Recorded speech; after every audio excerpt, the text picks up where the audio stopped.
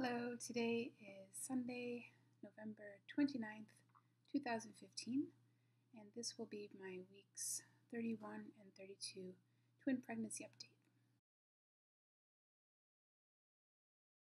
Starting off with any symptoms, for the last 2 weeks, fatigue has definitely increased. I just feel like I could lay down and close my eyes any time of the day. So I'm officially done working, and this is our Thanksgiving holiday weekend, and it's just been so relaxing. Adam's been home the whole time, so we've had some really nice time together. And we put together the baby crib, and we put together the stroller, and it's just so much fun. You know, these are all milestones for us. And now we have a crib in our room, and we both remarked yesterday that it just feels like the most natural thing in the world to have a crib in our room. And I'm so glad that I decided to stop working when I did, because it's just getting increasingly difficult to get around and to take care of even the simplest day-to-day tasks. And then in week 31, I think it was a Tuesday morning, I had my breakfast as usual. My husband actually was out of town. He was in San Francisco on business, so it's just me and the fur babies. And as soon as I finished my last bit of breakfast and my last bit of lemon water, Marcel, my cat, was sitting on my lap. And I was like, Marcel, I'm not feeling so good. I think you're going to have to get off my lap. And I had to basically walk to the bathroom because I was feeling so nauseous. And yeah, I just vomited everything up that I just ate. So that happened. It was very dramatic. It was pretty gross, and it was only the second time that I got sick like that in my entire pregnancy, so I count myself really lucky. However, I've had to reevaluate what I eat, and so I've cut out the lemon water in the morning because I just think it's too acidic to my system at this point, and haven't had any incidents since then. So instead now I make some chamomile tea, and that's been a lot gentler on the system. Other symptoms, I've had a really bad flare-up of round ligament pain, and it just kind of came upon me very suddenly. It feels like you have kind of like a runner's cramp, pulled muscle feeling, and it was on my left side, and it was really intense, more intense than I'd felt at any other point in my pregnancy. And I had one really, really rough night where pain was just constant, and you know, I can only sleep on my sides, and of course I'm switching sides throughout the night, and I have to get up probably like 4 or 5 times to go to the bathroom in the night. So all this constant shifting was causing me so much pain. It was excruciating, and didn't sleep well that night. Took some Tylenol at work, and that seemed to help ease the pain. So I have been taking some Tylenol here and there when the pain is really bad.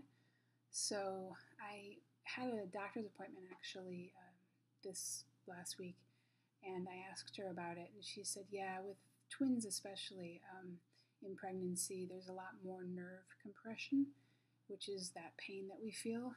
And so it was pretty intense, and it's definitely slowed down my movements. I can't walk as far. I can't walk very fast at all, and getting up and down off of the couch, I have to be very, very gentle and slow. Sometimes I have to ask Adam to help pull me up. So yeah, it's getting to that point in the pregnancy where I'm getting more and more uncomfortable, shall we say. As far as any cravings, still craving fruit, so red grapes, apples, yes. Strawberries, blueberries, yes. Oh, cheese. I've been craving cream cheese, and I've been craving milk and cheddar cheese. So obviously, my body really needs a lot of calcium and protein right now, and so I've been eating a lot of dairy products every day. Not so much yogurt, just really want straight up milk and cream cheese on toast and blocks of cheese. I was looking in my pregnancy book, and it does say that at this point, calcium and protein are really important. It's important the whole way through, of course, but the baby's bones are hardening at this point, and so they need all of that stuff. Otherwise, they're going to take it from the mother anyway, but it just depletes our own personal reserves because it just comes straight out of our bones. So it's very important at this stage, especially in pregnancy, to keep a lot of calcium going in our system so that the babies don't deplete us too readily of our own calcium supplies, because that can make our bones brittle as we get older. So that's been on my mind, just chugging milk. At my doctor's appointment, we talked about my blood sugar levels. I brought in my chart that I had charted for like a week and a half or so. And my levels are basically good. They're all in the range for the most part. Every now and again, it'll be a little above range. They want me to continue monitoring, and I also brought up the issue of anemia. I wanted to make sure that I'm not anemic. And they do test for this like once every trimester. So I just had my blood drawn, and they'll tell me what my levels are when those results come in. But in the meantime, they did prescribe me iron supplement. However, I know that iron is really constipating, and it can be really harsh on the stomach. And so I went ahead and bought myself this supplement. So it's the same brand as my prenatal, this Garden of Life vitamin code raw. And so as you guys may remember, I've been taking my vitamin code raw prenatal well over a year now. And both of these have probiotics in them, so they help your system. The iron is non-constipating, and it's just so much easier on my body. So I started with that. The doctors are like, well, we'll see where your levels are, and if they're too low, then we do recommend that you start taking the prescription grade, which I will if the levels are too low. But I thought I would start easy and work from there. I've also been continuing to take, oops, the sun is shining in. I'm not sure if you can see this really well. It's just called Algae Omega by Nordic Naturals. And this is where I get my DHA and EPA every day. And obviously that's good for the babies as well as the mom. In fact, I was reading that continuing to take DHA, EPA after birth is really helpful in combating postpartum depression. And of course, I do take my Synthroid for my thyroid. And knock on wood, my thyroid has been acting totally normally this whole pregnancy, so there hasn't been any concern there. So I'm really glad about that. We had our first NST and followed that up with an ultrasound. And the NST was really fun because baby A got the hiccups, and so I got to experience the hiccups for the first time. That was really fun for Adam and I.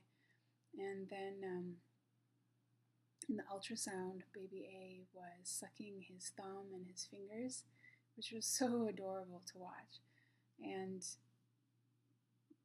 we were only able to get a picture of baby A because baby B was kind of face planted in the placenta.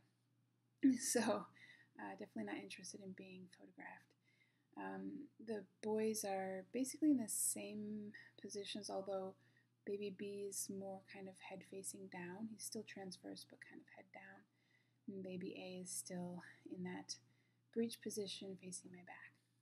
The doctor mentioned that at my next visit, which will be in a little over a week, we will discuss my C-section date.